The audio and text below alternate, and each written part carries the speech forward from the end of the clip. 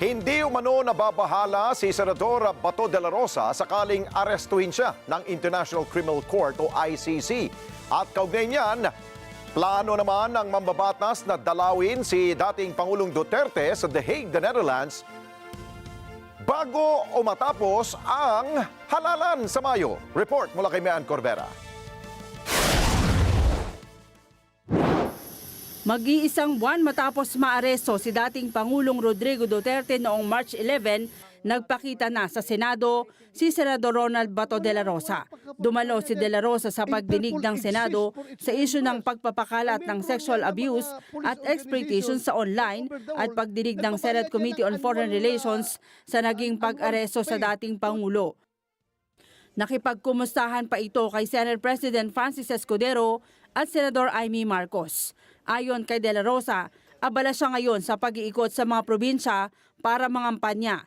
Hindi naman siya nababahala na siya ang susunod na ipaaresto ng gobyerno sa International Criminal Court at marami naman siyang ginagawang paghahanda.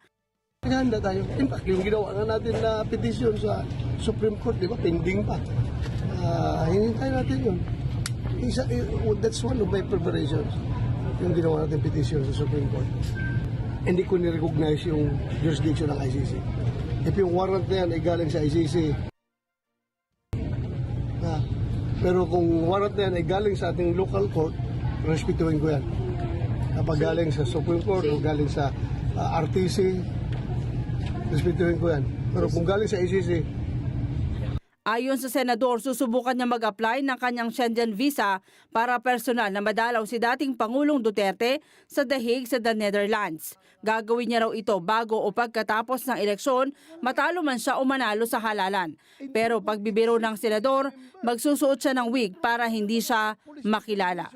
Kaya kung mag-apply ng Schengen visa, kung isyuhan ako, then maybe bago or pag may pagkakataon, before election, sana makabisita man ako sa kanya.